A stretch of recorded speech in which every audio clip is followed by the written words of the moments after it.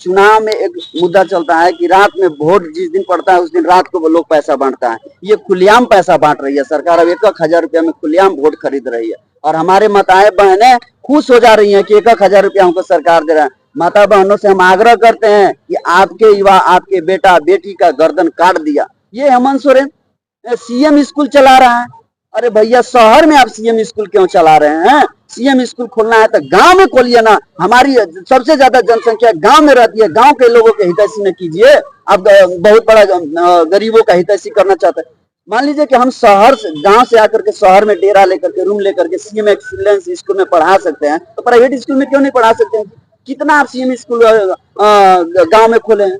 इसके साथ साथ आज युवाओं के साथ खिचड़ी के साथ ड्रेस के नाम पर, साइकिल के नाम पर शोषण हो रहा है। एजुकेशन कहाँ है? आप एजुकेशन को कहाँ धकेलते जा रहे हैं? दिन रात एजुकेशन को गर्त में आप डालते जा रहे हैं। आप एजुकेशन को सुधारना चाह रहे हैं तो शिक्षक से जो बीएलओ का काम करवा रहे हैं, खिचड़ी वाला काम करवा रहे हैं, वो एक एनजीओ को सौंप दीजिए और शिक्षक को कहिए कि पूरी तरह से आपको सिर्फ पढ़ाना है, इसके अलावा दुनिया में कोई काम नहीं है, सारा काम हम करेंगे, एनजीओ करेगी, आप केवल पढ़ाइए बच्चों को। तब ने शिक्षक भी एक ढंग से पढ़ाएंगे। गढ़वा से शिक्षक 100 किलोमीटर दूर जाता है, मान लीजिए बिहार के बॉर्डर पर कोई स्कूल है, वहां जाकर पढ़ाने जाते हैं। चलिए, निजी क्षेत्र में 75% आरक्षण, देखिए, वादा तो की थी, मिला?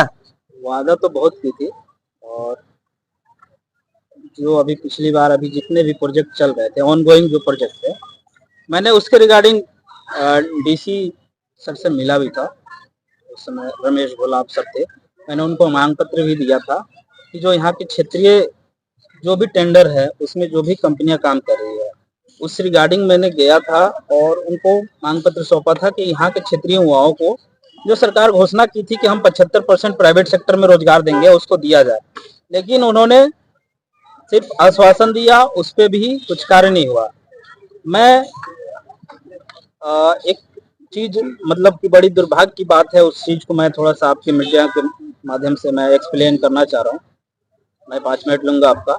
एक्चुअली देखिए, झारखंड की जितने भी राजनीतिक पार्टियां हैं, चाहे इंडिया सरकार हो या फिर एनडीए की सरकार हो, दोनों ने रोजगार को मुद्दा नहीं बनाया। जो रोजगार ज्वलंत मुद्दा है उसको रोजगार न बना करके एनडीए ने बांग्लादेशी घुसपैठी का मुद्दा बनाया और इंडिया सरकार ने मैया समान योजना के तहत अपनी नैया पार लगाना चाहता है। हम बता दे रहे हैं, इनसे उनका नैया पार नहीं होने वाला है। इस बार युवा जग चुका है, आक्रोशित है। इस बार जो वोट पड़ेगा, तीसरा मोर्चा को वोट पड़ेगा, ना इंडिया को पड़ेगा ना एनडीए को पड़ेगा। जो रोजगार की बात करेगा उसको हम लोग वोट देंगे। हम लोग पढ़े लिखे हैं, एजुकेटेड है, हाईली एजुकेटेड है ना। तो इस मिट्टी में जन्म लिए हैं, झारखंड में जन्म लिया है, इस मिट्टी का कर्ज है मेरे ऊपर। इस मिट्टी के लिए कुछ करना चाहते हैं हम लोगों ने। मैं जिस संगठन से जुड़ा हुआ हूँ उस संगठन का नाम है देश की बात फाउंडेशन। मैं उस संगठन का प्रदेश संयोजक हूँ और मैंने एक राष्ट्रीय रोजगार नीति की ड्राफ्ट तैयार की है। शायद आप लोग जंतर मंतर पर भी रोजगार को लेकर धरना दिया हुआ था। हाँ, मैं उस राष्ट्रीय रोजगार नीति को लागू कराने के लिए राज्य में, गढ़वा जिला में, दिल्ली के जंतर मंतर में भी मैंने धरना दिया था और मेरी गिरफ्तारी भी हुई थी। लेकिन उसका कोई आउटपुट नहीं निकला, क्योंकि हमने जो राष्ट्रीय रोजगार नीति का बिल जो संसद में पेश करवाया था उस पर समर्थन नहीं मिला, वो बिल मेरा गिर गया। हम चाहते हैं उसको लोकसभा से पारित करके रोजगार, हर युवाओं का अधिकार हो, उसको लागू करा करके हम इस पे रोजगार के क्षेत्र में काम करना चाहते हैं। मैं पहली बात बता देता हूं कि झारखंड एकमात्र ऐसा राज्य है जहां 40% संसाधन दूसरे देश के भारत सरकार को देती है। 40% बहुत बड़ा परसेंटेज होता है, 40%। उसके बावजूद सबसे गरीबी में सबसे पीछे है, सबसे निचले पायदान पे है ना। और यहाँ के लोग दूसरे राज्यों में पलायन करने जाते हैं। आपको गढ़वा की बात करें, आपको 10,000 की भी नौकरी करनी है तो आपको 10,000 की कहीं नौकरी नहीं मिला है गढ़वा में। आपको इसके लिए गुजरात, मुंबई, सूरत, चेन्नई जाना पड़ता है। और आए दिन आप खबरों में देखते होंगे, अखबार जो है, जो मजदूर है उसके खूनों से लहूलुहान हुआ रहता है। हर दिन देखते हैं कि यहाँ का गांव का जो काम करने मजदूर गया था उसकी लाशें आई है, उस दिन कलेजा फट जाता है कि हमारे झारखंड के लोग, हमारे पास इतनी संसाधन है, उसके बावजूद भी हम लोग दूसरे राज्यों में जा करके अपनी जान गंवा रहे हैं। हम लोग चाहते हैं कि यहाँ क्षेत्रीय स्तर पर जो प्लांट लगे, उद्योग लगे, उससे रोजगार सृजन हो, क्षेत्रीय स्तर पर रोजगार सृजन हो।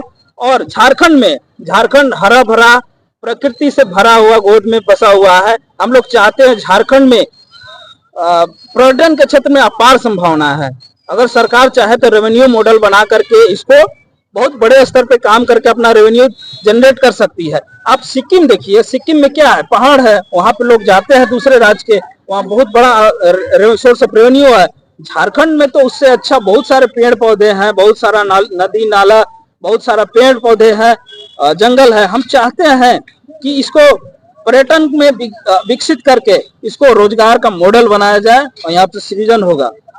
इन्हीं सब मुद्दों को लेकर के आज हम लोग यहाँ पे छात्र जमा हुए थे। आपने इस मुद्दा को उठाया, इसके लिए आपको बहुत बहुत धन्यवाद। क्या आपका तो एक है, झारखंड सरकार में कैबिनेट मंत्री है इरफान अंसारी, उनके द्वारा बोला जाता है कि आप लोग जो वहाँ पे धरना प्रदर्शन जो किए थे स्टूडेंट लोग, बीजेपी के द्वारा आप लोग को भड़काया गया था। नहीं, ऐसा कोई बात नहीं है। हमारी दर्द है तो हम तो दिखाएंगे ना जी, तो इरफान अंसारी तो नहीं दिखाएंगे। हम लोग छात्रों का दर्द है कि जो हमारे एसएससी सीजीएल का जो पेपर लीक हुआ उसका सीबीआई जांच हो। तो ये सरकार अगर मान लेती कि पेपर लीक हुआ है तो पेपर को तो रद्द करती, रद्द तो की नहीं। तो हम लोग हो गए बीजेपी वाले, हम लोग विरोध किए तो बीजेपी वाले हो गए।